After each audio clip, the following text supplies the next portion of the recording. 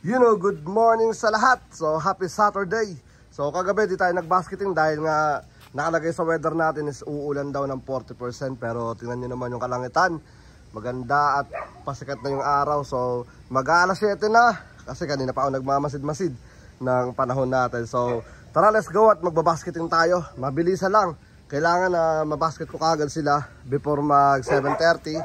And then, larga tayo para makapag-release tayo ng alas 8. So tara, let's go. Doon tayo sa sa 3.7 miles ulit. Isa pa. Tapos bukas kapag ka okay is abahante na tayo ng mga ilang miles. Alright? So tara, let's go. Okay, so dito tayo ngayon. Umabahante tayo ng bahagya. Mamaya ipapalitan natin yung miles. Dahil doon sa pinagtosan natin nung nakaraan is sarado na naman yung gate. So umabahante lang naman tayo, siguro wala pang 2 miles yata yun, pero check natin. Alright, so tara, let's go at i-release na natin dito sa magandang area na to. Okay, so ganito ang release natin. Okay, time check 8:20 ng umaga. So tara, let's go. Make sure ko lang na naka-on kasi nung nakaraan lagi ako nagkakamali. Akala ko naka-on na, sabay hindi pa pala.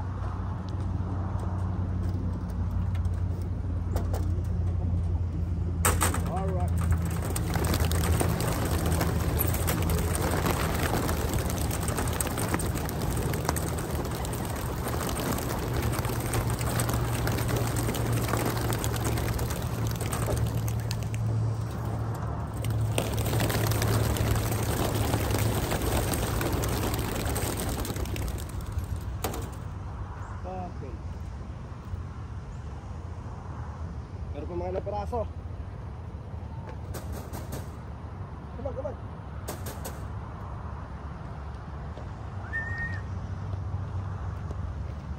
Pero bago yan, ito muna, yan yung mga ibon natin. May, that is coming. So kasama ko nga pala si Amaya. Alright, ayaw na bumaba kanina. Kaya, kasi may. Yon. So, all good. So, dapat ang ibon natin is maggawi papunta rito. So, ngayon naikot pa sila.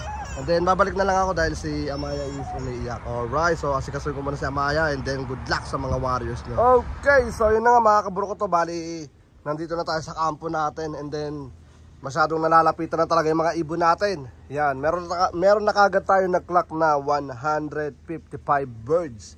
Tapos, ito na, may mga nalipad pa. Yan. So, di ko lang sigurado kung may mga nandun na sa bubong na nakadapo lang na nagre-relax ulit tulad ng nakaraan. Yan. Kasi di lang tayo masyadong makagalaw masyado dahil Amaya! Huwag ka dyan, dito ka lang banda. Yan. So, yun na nga. Mamaya na lang ulit ako mag-update dahil mag-aalaga na muna tayo ng bata. So, good luck sa mga warriors, no? So, 5.7 pala yung layo natin.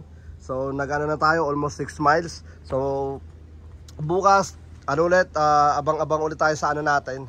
Tawag dito, ito, solid talaga ng puti rin. So, sabi ni Ama, si Ama kasi yung nag-aabang kanina.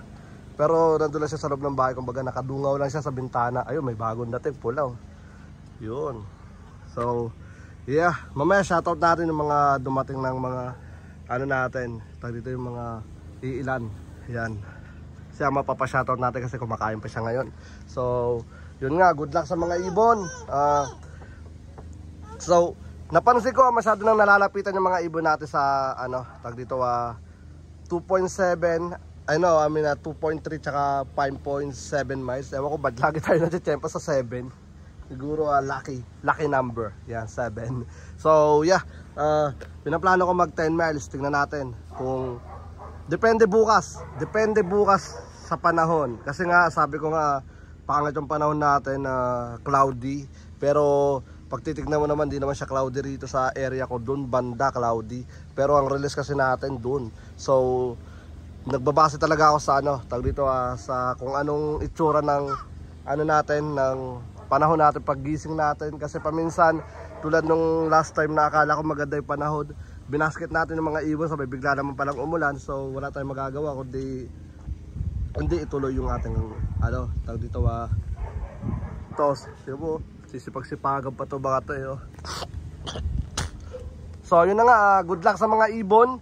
Itong mga nandito is ready na talaga tong ilayo. Yan, kita nyo naman sa ano natin, sa pauwi natin. Masyado na malapit yung 5 miles. Yeah, kasi unti lang naman yung inabante natin eh. Kaya siguradong kabisado nila yan.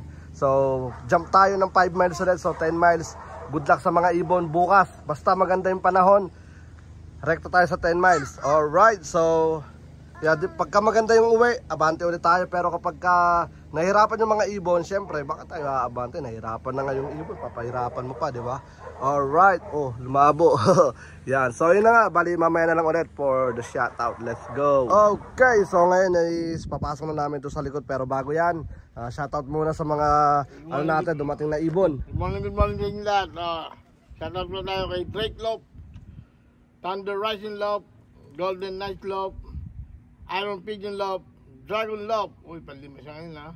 RC Manoy's Family Lop, George Lop, Castle Lop, Noy Pilop, Tongol 11, RF Family Lop, Sino Most Wanted Lop, Tornapol Lop, Angus Lop, and Jonas Lop. Alright, so yun na nga mga kaburo ko to. Bali, ito may mga lumilipad-lipad pa mga makukulit. And then, yeah, good luck sa mga ibon. And then, tingnan natin kung ano, tag dito ano magiging weather bukas. Yan. So, okay na yung mga ibon natin. Maganda na yung mga uwian nila. Bali, nabibiti na sila sa liparan. I think wala pa silang 30 minutes na lumipad.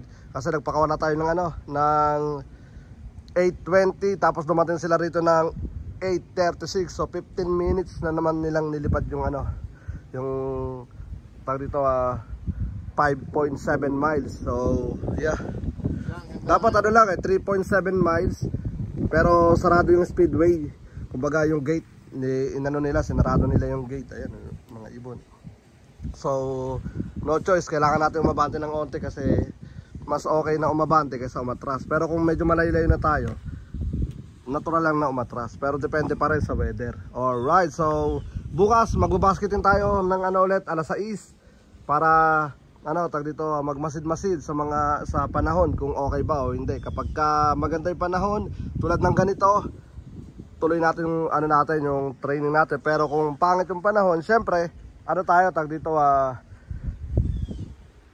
atras tayo, kumbaga di tayo tutuloy. Alright, so ayun, may mga dumarating pa. Okay, so yeah, good luck sa mga ibon. And then magayos muna kami rito. Let's go. Ito, itim na may puti. Okay, let's go. You know, so ito lang ang continue ng ating vlog kahapon. Dahil kahapon din na tayo nakalabas dahil nagpahinga tayo. And then si Ama nagasikaso kahapon. So kahapon is ang nag-clock sa Wing Companion is 179. But may dumating pang isa rito, so 180. Hindi lang siya nakapag-clock sa Wing Companion dahil nga pinatay na ni Ama yung clock natin kahapon. Dahil ano na yun magdidilim na. So kulong tayo ng isa kahapon. And then ngayon, basketing ulit tayo. Naipasok ko ng yung nasa ibaba. Dito na tayo sa taas ulit magpapapasok. And then mag-outro lang tayo. So ayun na nga, bali hanggang dito na lang. Ako nga po pala ulit si Brown G. Ama na kapislan, love. At welcome sa aming channel. Peace out. So tara, let's go. Abangan yung yung upload natin para dito. Alright, let's go.